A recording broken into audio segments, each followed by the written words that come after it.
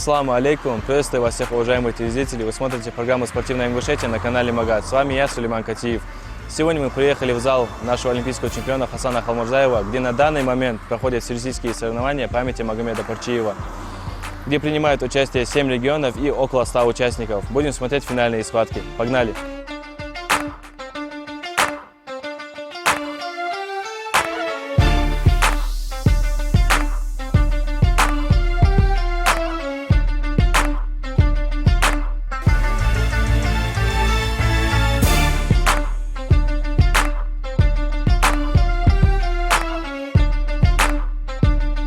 Мугушко Алисхан – довольно опытный дзюдоист, который не первый раз выходит на татами. Как сказал Алисхан, от золота его отделила небольшая ошибка, которую он допустил, и отметил, что есть над чем еще поработать. Но в борьбе за третье место Алисхан, продемонстрировав характер, забрал бронзовую медаль, завершив схватку красочным и зрелищным броском. Алисхан, поздравляю тебя с победой. Расскажи нам про свои эмоции. Рад своей бронзе, долгожданной бронзе. Так, все по воле Всевышнего. Хотелось бы, конечно, золото, но не суждено. Доволен ты своим результатом? Да, в принципе, доволен, но со схваткой с чеченцем чуть оставало, так все потихоньку. Что-то на это повлияло? Думаю, весогонка, а так было суждено. Алхамдулилля, нормально. С кем у тебя была самая сложная схватка? Спортсменом Чеченской Республики, полуфинальная схватка, самая тяжелая, по мне. Чуть отставал, за захваты тоже чуть. Вот, ты сейчас отобрался на Россию. Какая вероятность того, что вы сможете снова там встретиться? Вероятность нулевая, так как я отобрался в весовой категории 81 килограмм, а я сейчас выступаю в 73. На домашнем турнире напоследок решил выступить. Насколько хорошо ты был подготовлен, насколько хорошо ты себя чувствовал? Чувствовал себя довольно-таки хорошо. Чуть ошибку тоже допустил, но, иншаллах, будем работать над ошибкой. Какие у тебя сейчас дальнейшие планы? Забрать золото первенства России, работать, еще раз работать. Все хорошо, это Бахупа. Мухаммад Угурчиев также является одним из выдающихся дзюдоистов с немалым опытом за спиной. Пройдя своих соперников, в финале он встретился с представителем Чеченской Республики, с которым встречался не первый раз. В крайней схватке потерпел поражение, а на этот раз смог одержать победу и забрать реванш. Мухаммад, поздравляю тебя с победой, с золотом. Насколько сложно был для тебя соперник в финале? Мы раньше с ним встречались на первенстве России. Тогда он меня выиграл. На сегодня по воле Всевышнего. Получилось так, что подловил подтечкой и заработал азарий и получил выиграть сегодня. То есть, можно сказать, ты забрал у него реванш? Да. Вообще, какие эмоции сейчас испытываешь? Потому что выиграл золото, во-первых, и во-вторых, реваншировался. Эмоции у меня положительные, конечно. Турнир всероссийский, память Парчиева. То есть очень хорошие ребята сегодня были. С некоторыми я еще боролся раньше, некоторые новые ребята, очень сильные, мощные. Эмоции у меня положительные, потому что я очень волю Всевышнего сегодня получил. Ты больше рад, потому что выиграл сегодня золото или реваншировал? Я больше рад, что завоевал золото сегодня. То есть реванш был для тебя не настолько принципиальный? Так-то реванш тоже был принципиальный. Потому что очень хотелось его выиграть, но, рад всего. К этим соревнованиям ты долго готовился? Да, мы с тренерами готовились. Так-то особо эти соревнования не подготавливались. В общем, на все соревнования готовились одинаково. Вот как мне сказали, Мухаммад, ты еще ранее выступал на каких-то соревнованиях. Расскажи про них. Неделю назад проходили соревнования в Новочеркасске. Там тоже получилось завоевать первое место и отобраться на чемпионат России.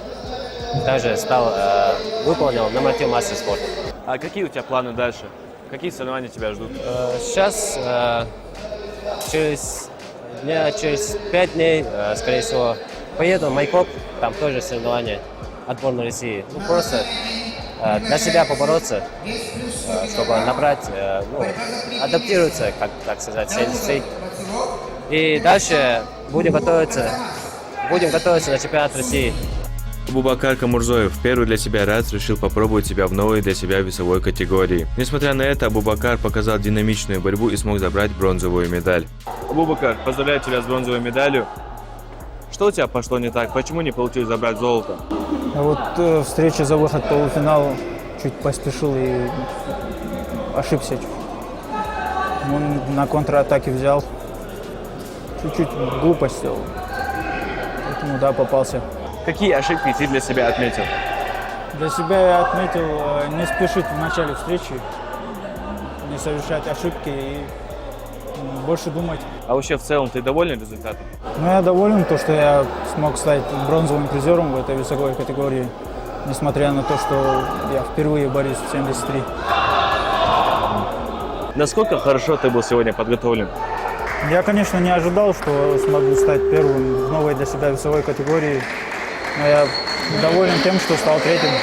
К каким соревнованиям ты будешь готовиться дальше? Следующий старт у нас будет чемпионат СКФО, отборочные соревнования на чемпионат России, который будет проходить в Екатеринбурге.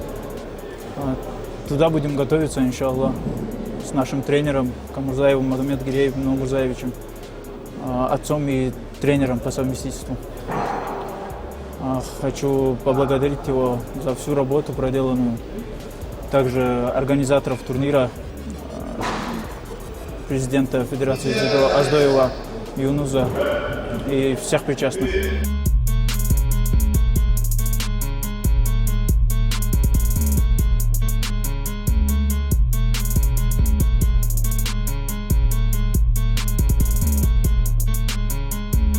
Хасан, как тебе турнир сегодняшний? Турнир, если честно, очень хороший, как бывает, барьер для хороших результатов. Здесь всегда боролись хорошие спортсмены, очень даже титулованные. Я даже помню, было время, даже олимпийский чемпион Хасан Хамурзаев тоже с нами вместе боролся здесь. Как всегда, всегда считался хорошим турниром. Всегда приезжаю сюда с радостью. Ни один год не пропускаю этот турнир, приезжаю бороться. Как тебя здесь приняли? Но если честно, вот словами это даже не передать. Если честно, братья с Ингушетии, они всегда очень тепло принимают, очень хорошо. Даже когда ты в городе где-то едешь, там сразу подсказывают, отвезти что-то. И на турнире тоже очень даже справедливо все проходило. Алхамдулилля, очень хорошо, рад. А больше всего что понравилось? Больше всего, честно сказать, не могу выделить. Много чего понравилось. Я часто из-за того, что мне нравится здесь, вот именно народ, все это, из-за этого приезжаю на этот турнир. В Ингушетии. Вот к сегодняшним соревнованиям, насколько хорошо ты был подготовлен? Честно сказать, к сегодняшним соревнованиям не особо был готов, потому что я готовился по другому виду спорта. У меня Кубок мира будет проходить, я туда готовился. И между делом мне сказали, турнир будет, я сказал, буду выступать, и приехал побороться. Этот турнир, честно сказать, я вот сколько лет, 5 лет, я каждый год сюда приезжаю. И вот каждый год, то в финале, то третий, и вот так бывает. То есть варьируется, да? Да. Туда-сюда прыгает. Вот сегодня кто для тебя создал самую сильную конкуренцию? Первая встреча, которую я проиграл, но я с ним в прошлом году здесь же на первой встрече, первая схватка с ним же встречался, выиграл. Сейчас что-то не получилось, я проиграл, но с ним более сложнее всего было. Постоянный соперник, который друг друга знаем. И за третье место тоже такой физически сильный. Первое всегда тяжело бывает, самое тяжелое. Морально или физически? Сегодня было и морально, и физически. Он и физически сильный был, и... Морально, потому что ты не подготовился, да? Да, и знаете, вот первая встреча, она всегда будет. Вот даже какой бы соперник ни был, первая встреча всегда тяжелая будет. Вот надо проходить первую встречу, вот морально она тяжелая бывает. Дальше уже легко будет. А на следующий турнир к нам приедешь? Да, обязательно, иншаллах. Будем тебя ждать, иншаллах. Все, баркаллах. Ассаламу алейкум. Итогами турнира и дальнейшими планами с нами поделился Юнус Аздоев. Какой по счету раз у нас в Ингушетии проводится такого рода турнир? Всероссийские соревнования по дзюдо в памяти Магомеда Перчиева. Это юбилейный, 25-й по счету турнир. И всегда он проходит на хорошем, высоком уровне. Очень много гостей. Самое главное, что все довольны и с желанием приезжают в нашу республику, чтобы поучаствовать в данных соревнованиях. И как часто они бывают? Каждый год, когда мы положение высылаем или вывешиваем в интернет, все знают, что у нас как проходит соревнования, и поэтому все с большой охотой приезжают. Есть что сказать про организацию соревнований сегодня? Ну, насчет организации, конечно, есть. Вот здесь параллельно идут, насколько вы тоже, наверное, в курсе, по ММА, короче, вот дворец спорта, вот там проходят другие соревнования. Как бы они считают по классам выше. Хотя наш вид это олимпийский вид спорта, поэтому там, короче, вот мы в своем зале начали вести, а до этого всегда проходили во дворце спорта имени Берда Юлоева. А сегодня мы памяти Хасана Халмузаева в зале проводим вот эти соревнования, и они прошли очень хорошо. Помогли нам, кто мэр города Назрани Руслан Аздоев помог. Наши друзья, которые всегда нам помогают в проведении в этих соревнованиях, призовые судьям оплачивают. Это наши друзья Парчиев Алаудин и Магомед Али Юлоев, президент Федерации дзюдо Республики Ингушетия, Зураб Плиев. Вот эти все люди задействованы сегодня в данных мероприятиях, и они помогли очень сильно нам провести эти соревнования. А вообще с нашей республики много спортсменов сегодня участвовало? Всего здесь выступали 107 человек с 7 регионов России. А наши спортсмены в пределах 40 человек выступали на данных соревнованиях. Ну, в основном мы их считаем все своими, потому что это одна школа, одна федерация. И поэтому наши ребята достойно выступили, заняли 2 первых места, 2 вторых мест и где-то около 7-8 третьих мест. И команда, естественно, команда первое место занимает Ингушетия. А по твоему мнению, как прошли соревнования? Соревнования очень достойно вы прошли, никаких претензий по судейству не было. Ребята выступали, каждый за свои команды достойно. Битва такая серьезная, проходила битва и, как говорится, всегда выиграл сильнейший. Вот как ты сказал, участие принимало 7 регионов, да? Какой регион показал себя как фаворит сегодня? Ну, фавориты, как обычно и бывает, Дагестан, Чечня, Ингушетия, Осетия, вот так распределились. И сегодня, в данный момент, тоже также медали распределились. В основном по дзюдо ведущие это Ингушетия и Чечня, а потом Дагестан и Осетия. Вот так. Сегодня это так. А вообще в целом ты остался доволен результатом наших спортсменов? Не, у нас некоторые спортсмены были травмированы, призеры от недавнего чемпионата России в Волгограде. Несколько человек не участвовали. В данном случае 90 килограммов, 81 килограмм не выступали. Еще человек 5 не выступало из-за травм. Такие небольшие травмы, мы не стали их заставлять, чтобы они боролись, чтобы не усугубить травмы. И поэтому, короче, они выступили, отдали возможность им отдохнуть. Оставшиеся ребята показали очень хорошую борьбу и хорошие результаты. Мы очень довольны. Недавно были соревнования, тоже всероссийские соревнования с отбором на Россию, на чемпионат России. И там наши ребята заняли 3 первых места, 2 третьи. Но 3 первых места, кто занял, вот эти ребята попадают в финал чемпионата России. Эти соревнования проходили на Новочеркасске под дзюдо. И, в общем, команда выступила тоже, они много медалей завоевали.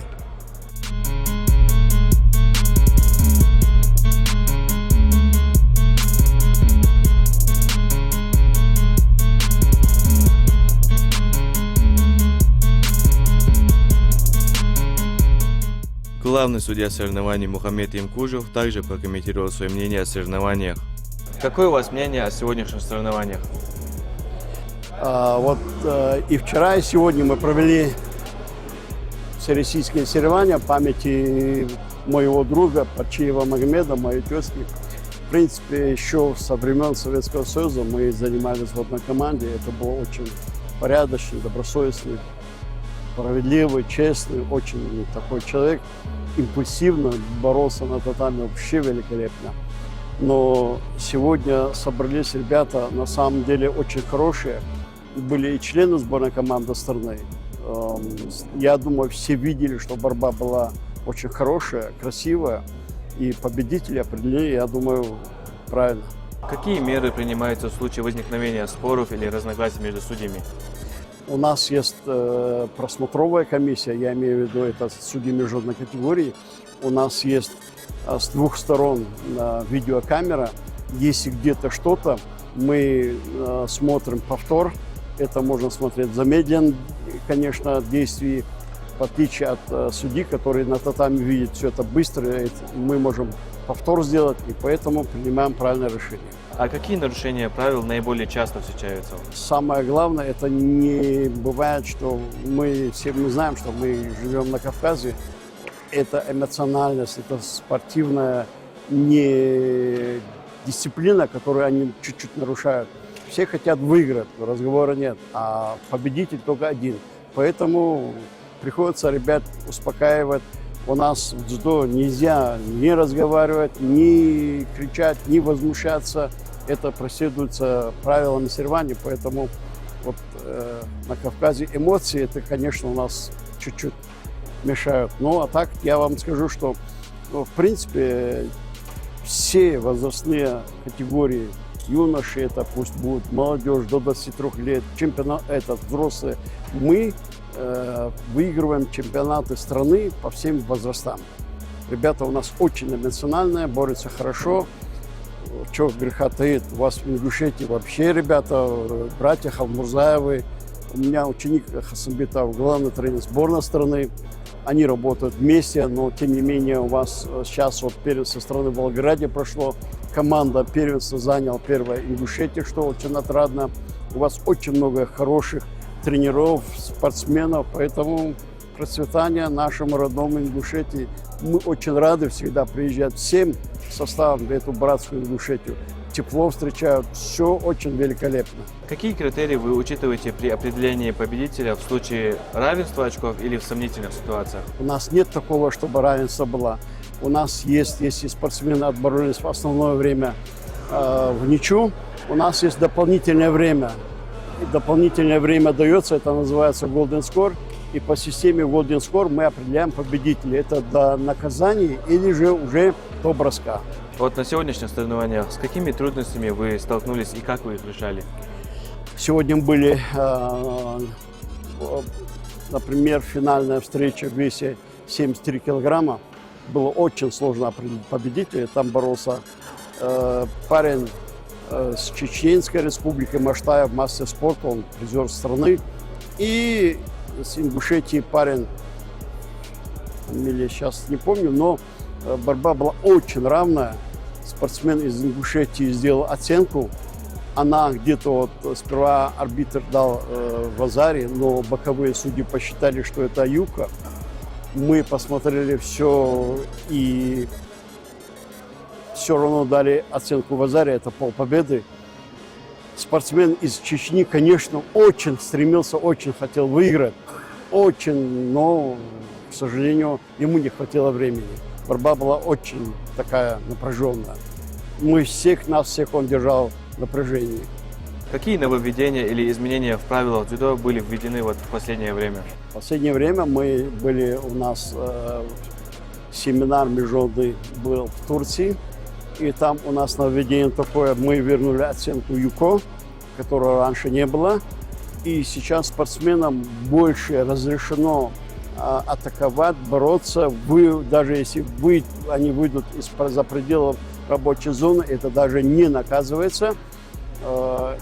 Принцип такой, что спортсмены должны определить между собой победителя не с помощью судейства, не с помощью. Судьи должны контролировать правильный ход встречи, а спортсмены должны между собой выявлять победителя.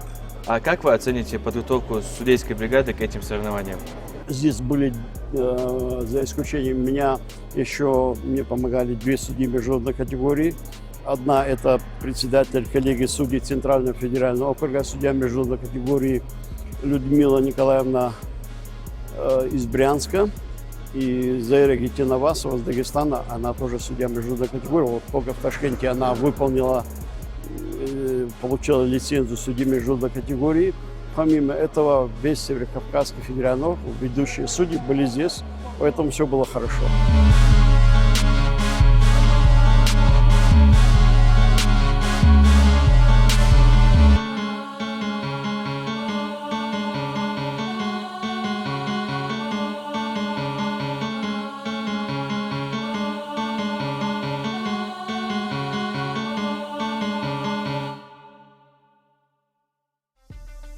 На этом все, друзья. Соревнования подошли к концу, стали известны как победители, так и призеры.